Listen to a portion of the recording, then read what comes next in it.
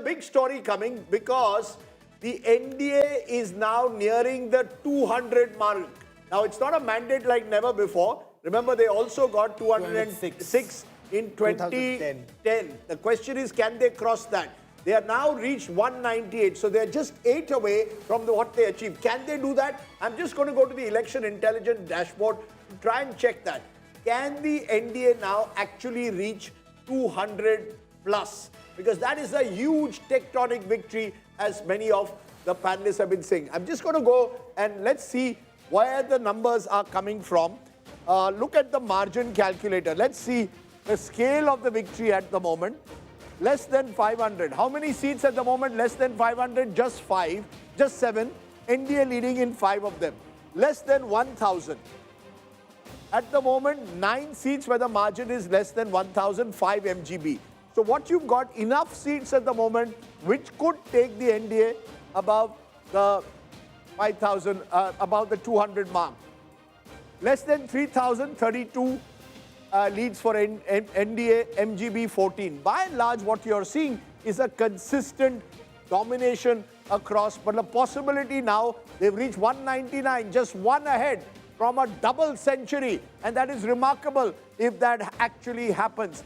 Take a look at a classic seat that we are looking at, which really shows. Tejashwi Yadav, importantly, is now leading. He's been trailing for a long time, but when you're a leader, he's only leading at the moment by about 600 votes, 595 to be exact, over Satish Kumar at the moment. Very, very close fight there in Raghupur.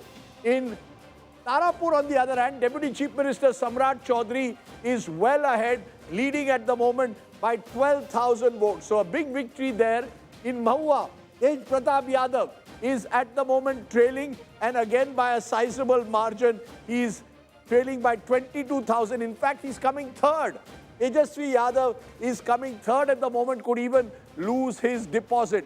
What you're seeing, one of the constituencies which Preeti had pointed out, Bachwara, where there was a friendly fight in Bachwara and Begusarai.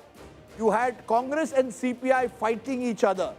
Take a look at this classic example. At the 37,000 that Shiv Prakash Garib Das is getting, Avdesh Kumar Rai is getting 10,000. Add the two, they would be winning. You've got a few seats, but the friendly fights didn't make a difference in the actual numbers, but they affected the optics, because then you are seen to be fighting against each other. Take a look at some of the interesting other seats. I want to look at a seat where there's a considerable amount of interest, which is the seat of Usman Shahab. If I look at that, we'll come to that in a moment. Usman Shahab is at the moment leading. So Shahabuddin's son is leading, but the image trap that forced the party will undoubtedly haunt the RJD. So what you've got at the moment clearly is an election where the Congress is trailing in large parts, the Mahagathbandhan trailing across Bihar. No region where they've been able to score. Sajjan, yes.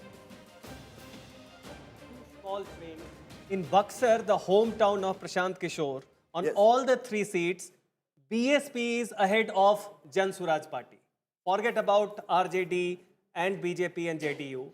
He is even trailing by BSP. BSP is ahead of Prashant Kishor's party in his home district, Buxar, on all 3 seats. But the Very BSP was interesting, yes. supported also by the NDA in these seats. That's a under the carpet story. That was the strategy. The point That was the is, strategy. you see, in his hometown, So you're not able to get it right. he is not even able to get the 3rd spot. He is on the 4th spot. Okay, I just want to put in for a moment Raghunathpur, because Raghunathpur is where Osama Saab is now leading by almost 10,000 votes. So as I said, the Shahabuddin factor may enable Osama, his son, to win, but the impact it has on the rest of Bihar clearly affects the whole concept of Jungle Raj and brings back memories of what happened when Lalu was in power and the Bahubalis were around him. You're having, in that sense, a sweep of an election this time in Bihar. Yes. Gaurav, I just want to comment on the bigger picture that a lot of people may have missed is those who said this is a vote for change. Perhaps the change did not mean RJD, but it meant that the younger generation wanted more development to come in, and that's the big challenge as far as Nitish Kumar. So it's not and just the Mahila, BJP. but Yuva also certainly The wanted. Yuva, exactly. No doubt with about these it. kind of numbers, Yuva hasn't gone to RJD at all. Let's be or very clear. BNGB. All the exit pollsters who said Kate ki takkar or even There's said no Kate ki 140 have been proven wrong because it's gone well over. Yes. Let's just look at some of the votes here. When you look at alliances, in terms of alliances, you've got a 10% gap. 48% for the NDA, 38% for the Mahagathbandhan, others 14. There's a story here. I emphasize again, last time Mahagathbandhan got 37% of the vote. They're actually getting 1% more. Take a look. But the other side is 7% more. And that makes the difference.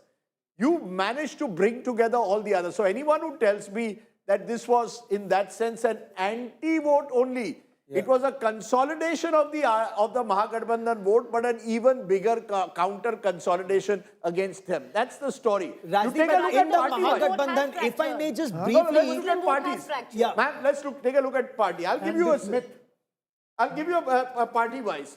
BJP is 21.6%, JDU 19.2%. Add the two, they become the fulcrum of the alliance. LJP is where it was last time, 5.5%, even though they are contesting fewer seats. LJP has been a huge force multiplier, Lok Janshakti Party of Chirag Paswan.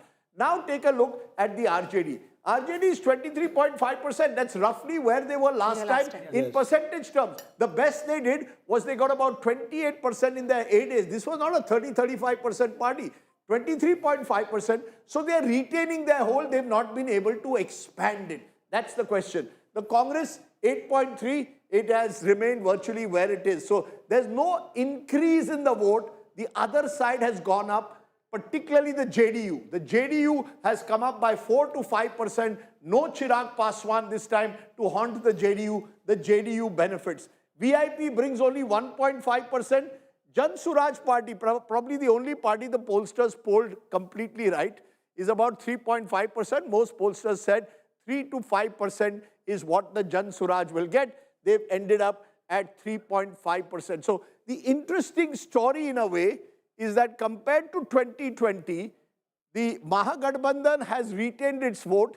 The other side has taken a lot of the others' vote, the smaller parties, and thereby risen to 48%, benefiting, of course, from a wider alliance.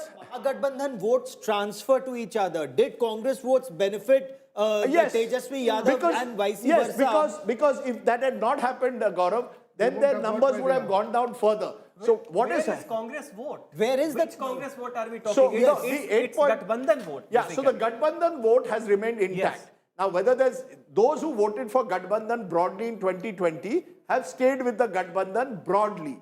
However, the other side got the benefit of a Chirag expectation Paswan, got this an time- Upendra Kushwaha, and importantly, because Chirag was not taking on JDU, the JDU managed to get its vote up. The sense I get is the Lok Janshakti vote did transfer to JDU. Yes. There was a concern that they had that it would not happen. It has happened. There has been a perfect transfer of votes Among all the within the various alliances. The point that was made, the alliance of the NDA was seen as more credible it had a leader who was trusted, who was tried, and thereby there was the perfect transfer. The Vipaksh, the Mahagathbandhan, were they working in tandem? Clearly not. Were they operating together? Clearly not. All of that seems to indicate that even the cadre did not seem to work together to get Gaurav, that ultimate result. Isn't that the result? What size TV do you have at home? क्या है तुम्हारा कोई होगा बड़ा? I mean, कितना 80? I love watching TV, so Okay, I have good TV. Okay, so this is not a question. So that's why Gaurav Sawant is not eligible for this contest because Gaurav Sawant has an 80-inch TV at home.